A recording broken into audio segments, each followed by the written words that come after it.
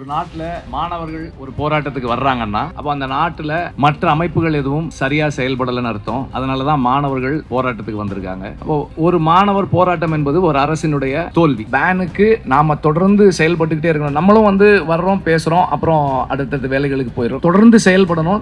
செயல்பாட்டாளர்கள் செயல்படும் போது அவர்களோட தொடர்ந்து கூட நிக்கிறதுக்கு நாங்க எல்லாரும் தயாரா இருக்கோன்றதை தெரிவிச்சுக்கிறேன். இன்னைக்கு நம்ம நீட்டை பேன் பண்ணா போதும்ன்ற சிச்சுவேஷன் இல்ல. இந்த பிஜேபி அரசியை பேன் பண்ற சிச்சுவேஷன்ல நம்மளுடைய டெல்லி இருக்குது. காக்ரோச் ஜனதா பார்ட்டி மாணவர்களுடைய போராட்டத்துக்கு நம்முடைய சப்போர்ட்டை வழங்குறோம். ஒரு நாட்டில் மாணவர்கள் ஒரு போராட்டத்துக்கு வர்றாங்கன்னா அப்போ அந்த நாட்டில் மற்ற அமைப்புகள் எதுவும் சரியா செயல்படலைன்னு அர்த்தம். அதனால தான் மாணவர்கள் போராட்டத்துக்கு வந்திருக்காங்க. அப்போ இந்த ஒரு மாணவர் போராட்டம் என்பது ஒரு அரசினுடைய தோல்வி. காக்ரோச் ஜனதா பார்ட்டியினுடைய போராட்டம் ஒன்றிய அரசினுடைய தோல்வி. அண்ட் அந்த போராட்டம் இப்போ எல்லாரும் சொன்ன மாதிரி அவங்களுடைய போராட்டம் நீட் ஒழிப்புக்கான போராட்டமாக இருக்கணும். அது பேன் நீட்டாக மாறணும். அவங்க கேட்குற ஃபேர் நீட்டாக இல்லாமல் பேன் நீட்டாக மாறணும். அதுக்கான முன்னெடுப்புகளை நாம் கொண்டு போய் சேர்க்கணும், தொடர்ந்து போராடணும். ஸோ இந்த பேன் நீட் உடைய ப்ரெஷர்ஸ் என்னன்னு நான் இப்போ கண்கூட பார்க்குறேன். இப்போ என்னுடைய நண்பர்களுடைய பிள்ளைகள் 2 பேர், ஒருத்தன் +2ல் 1176 ஏதோ மார்க்கு. ஆனால் முதல் வருஷம் நீட்டு அவனால் கிளியர் பண்ண முடியல. இப்போ இந்த வருஷம் எழுதியிருக்கான். இந்த வருஷமும் அவனுக்கான ஒரு அந்த அப்பாவால் அஃபோர்ட் பண்ணக்கூடிய ஒரு காலேஜில் சீட் வாங்கக்கூடிய இடத்துல அவன் இல்லை. அவனுக்கு படிக்க முடியாத ஒரு மாணவன் அவன். அப்படி கிடையாது. ரொம்ப சிறப்பாக படிக்கக்கூடியவன், நல்ல புரிதலோடு படிக்கக்கூடிய ஒரு மாணவன் தான் அவன்.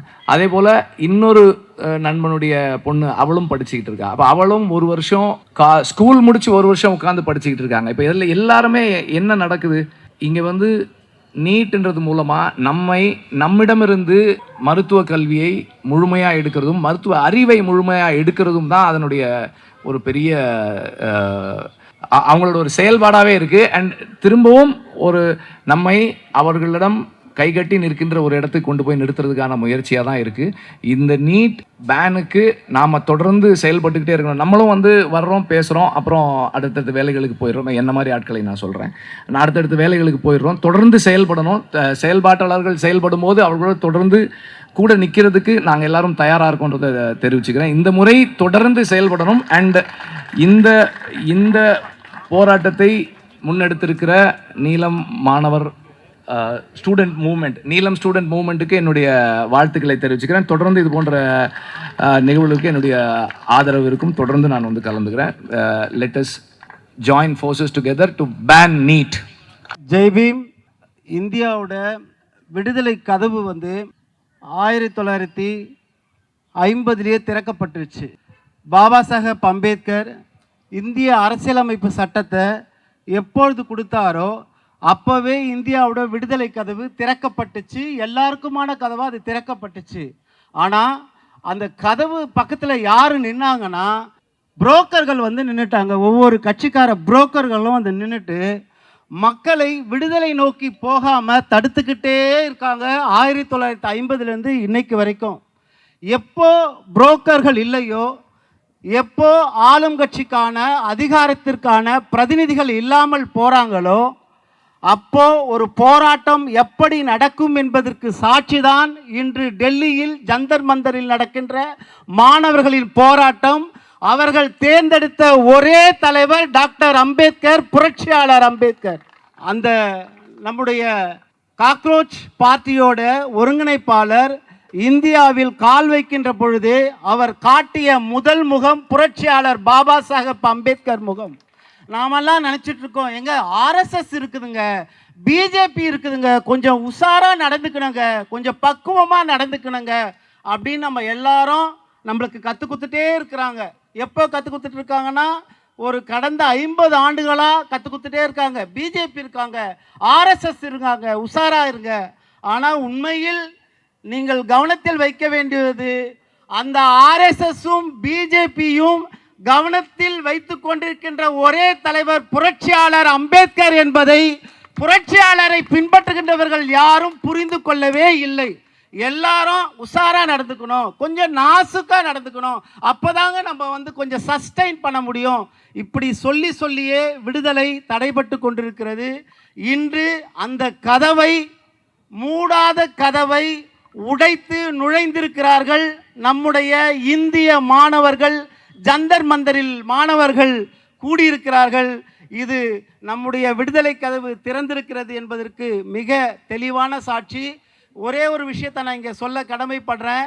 அதிகாரம் எப்படி இருக்கிறது என்பதை இங்கு இருக்கின்ற போராட்டக்காரர்கள், புரட்சியாளர்கள் புரிஞ்சுக்கணும். 2016க்கு முன்னாடி வந்து எம்சி ராஜா விடுதியில் மாணவர்கள் சோறு இல்லைன்னாங்க.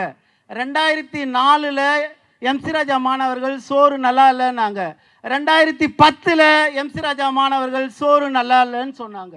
இப்போ 2026ல் எம்சி ராஜா மாணவர்கள் சோறு நல்லா இல்லைன்னு சொல்கிறாங்க. அப்படின்னா இங்கே பிரச்சனை யார்கிட்ட இருக்கிறதுன்னு தயவுசெய்து நீங்கள் புரிஞ்சுக்குங்க. லேட்டஸ்ட்டாக ஒரு பில்டிங் இப்போ கட்டப்படுகிறது மவுண்ட் ரோடில். அர்பன் டெவலப்மெண்ட் ஒரு பில்டிங் ஒன்று கட்டுறாங்கன்னு வச்சுக்கோங்களேன். அந்த பில்டிங்கை நீங்கள் போய் இங்கே இருக்கிறவர்கள் உங்களுடைய ஓய்வு நேரத்தில் விசிட் பண்ணி பாருங்கள். அந்த பில்டிங்கோட இன்ஃப்ராஸ்ட்ரக்சர் பாருங்கள். அதை கட்டினவங்க PWD தான்.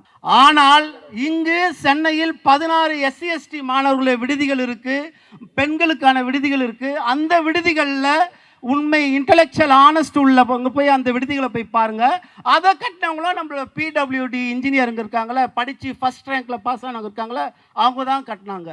அவங்க என்ன பண்ணுவாங்கன்னா, ஹர்பல் டெவலப்மெண்ட்டுக்கு அவங்க எப்போ கட்டணும், IAS ஆஃபீஸருக்கு எப்படி டேபிள் போடணும், IAS ஆஃபீஸரோட கதவு எப்படி வைக்கணும், ஒரு அதிகாரத்தில் இருக்கிறவனுக்கு கதவு எப்படி வைக்கணும்னு அந்த ஃப்ராடு இன்ஜினியருக்கு தெரியும். ஆனால் எம்சி ராஜா ஹாஸ்டலில் மாணவருக்கு ஜன்னல் எப்படி வைக்கணுன்றது திருட்டு புத்தி அந்த ஃப்ராடு PWD ஆஃபீஸருக்கு தெரியும். அவன் எப்படி கதவை வைப்பானா, இரும்பு கதவை வைப்பான். ஏங்க இதை இரும்பு கதவை வச்சா எப்படிங்க காற்று வரேன்னு கேட்டால், சார் மாணவர்கள் உடைச்சிருவாங்க சார், நீங்கள் ப்ராக்டிக்கலாக புரிஞ்சிக்காம கேட்குறீங்க சார், மாணவர்கள் உடைச்சிருவாங்க சார்ன்ட்டு.